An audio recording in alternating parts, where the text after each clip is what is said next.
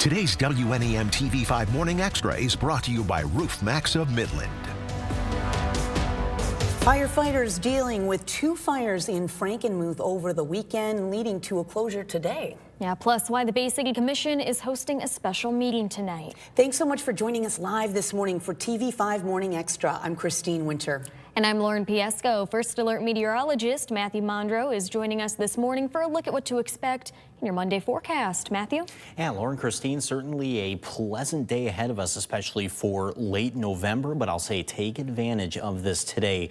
By the middle of this week, by Thanksgiving especially too, it'll be much colder, much more windy. And then we even have some snow showers in the forecast too. But for today, partly to mostly sunny. We'll have highs into the low 50s this afternoon. There's a cold front that comes in on Wednesday morning. And that cold front is essentially that turning point for these conditions for the week. And even for the upcoming weekend, potentially we could see an area-wide snowfall as well. It is far too early to lock anything into the forecast concretely for that. However, it is something that we are monitoring for Saturday into Sunday. Out the door this morning, mid to upper 20s for most of mid-Michigan, so just a fairly standard morning out the door. Students definitely haven't needed the rain gear for this morning. They won't need it for today. Completely dry, just more clouds by the afternoon bus stops with temps up to about 51 degrees. Take advantage of this today for doing any yard cleanup, or maybe if you have some holiday lights to put up too. Even if you don't plug them in yet, I would rather you do it today while it's still quiet out there compared to when it's windy and 30 degrees later this week. So we'll talk more about that extended forecast coming up soon. Christine, back over to you. All right, some new details and new images from a weekend fire in Frankenmuth. Now under investigation. We're also following a closing. So shortly before 7 last night, someone passing by called Saginaw County Emergency Dispatch saying they could see smoke there from that building, from the roof of an office building on West Tuscola Street near Main Street in Frankenmuth. And firefighters say they tried to find the source of the fire, but the smoke became too thick to do so. They say no one was hurt and no one was inside the building at the time of the fire. The Frankenmuth Wixon District Library nearby is also closed today. And just a day earlier on Saturday, Frankenmuth firefighters put out a fire on Kramer Drive. That fire, they say, started in the garage and spread into the family's home, but firefighters were able to prevent any further damage. One person inside and two cats made it out safely. The fire chief says as we head into the holiday season, they want to make sure your heating equipment is used safely, and also check your smoke detectors, make sure they are working on every floor of your home. Right now, the Bay City Commission is preparing for a special meeting tonight. Yeah, they're set to interview potential candidates to fill an empty city commission seat. Yeah, the commission will interview 8 people in all looking to fill that 3rd ward seat. The commission will listen to community feedback and then vote to appoint one of the applicants. The person chosen will serve a term ending in December of next year. The 3rd ward seat opened in August. That's when former Commissioner Andrea Bernie Obershaw announced her resignation, saying it was time to pass the torch onto a younger, future generation. I want to show you a list of the names of the people applying for that seat and the times they are set to be interviewed. The meeting starts at 5 at City Hall on Washington Avenue. You can learn more about the candidates and also view their applications for the 3rd ward seat by going to hot links at WNEM.com. New today, the sentencing for a Bay City woman who pleaded no contest to charges in a deadly hit and run in Saginaw. Police say Bobby Joe Shively here ran a red light in August of last year, hitting another car. That driver, Melissa Wood of Saginaw, was killed. Now, police say Shively and her passenger fled the scene with people in another car that had been following her as well. She was charged with failure to stop at a personal injury accident resulting in death.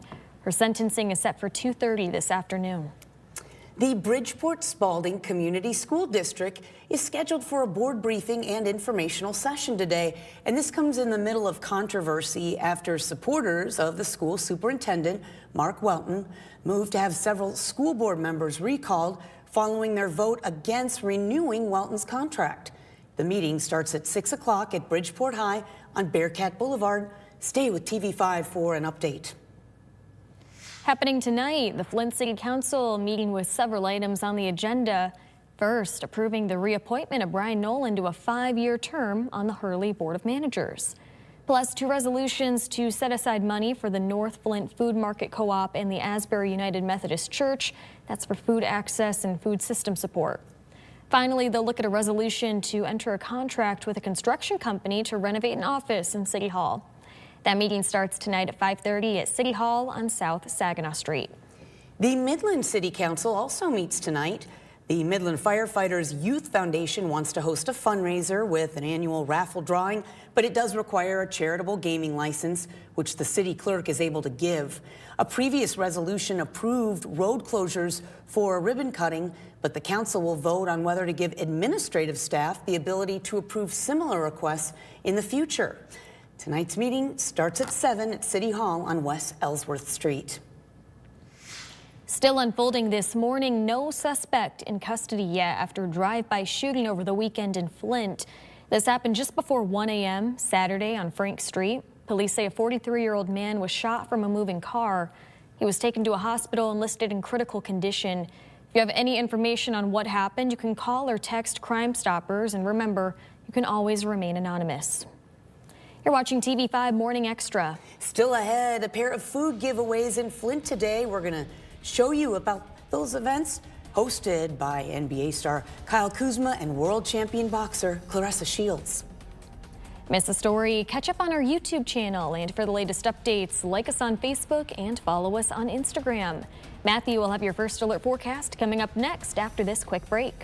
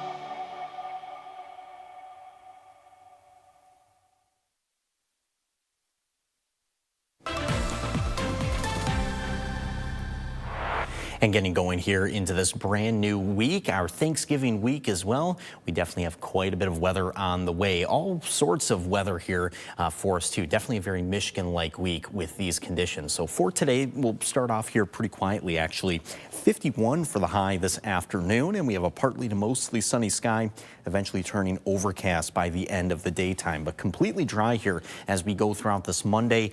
Compared to all the other days this week, today is actually going to be the quietest day of the week. For tonight, we could see just a couple of isolated showers up north, and then for tomorrow, while around Flint, you could see a couple of rain showers in the morning.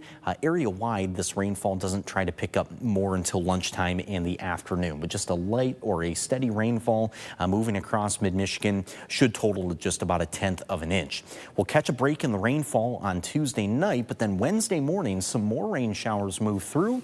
But these rain showers on Wednesday morning are driven by a cold front, and that cold front Wednesday morning is essentially the big turning point for all of these conditions for the remainder of the week. So once the front moves through, not only do we have falling temperatures throughout the remainder of the day on Wednesday, but we have a very strong wind that picks up, and also some snow showers, a lake effect starting to take over because we will have a northwest wind coming in behind that front. I will say for Wednesday or even Thanksgiving itself on Thursday, if you have any travel for the holiday that will take you to the west side of the state or up north, we do expect some more snow showers in those areas, potentially some snowy roads as well.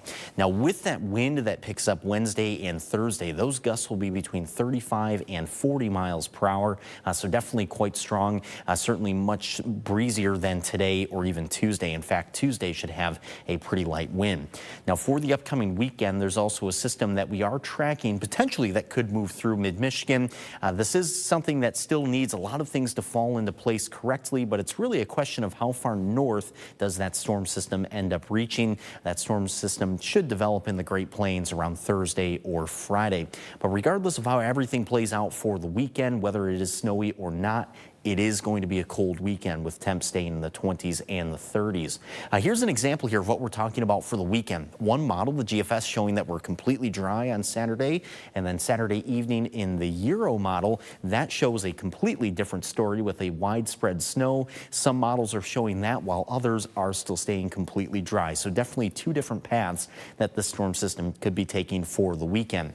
And again, want you to keep in mind, bottom line for the weekend, it will be cold, staying in the low to mid 30s. And on Wednesday, with that high of 45 there on the 7-day, that's going to be right at sunrise on Wednesday. So because of the timing of the front, we'll be back to the upper 30s by lunchtime.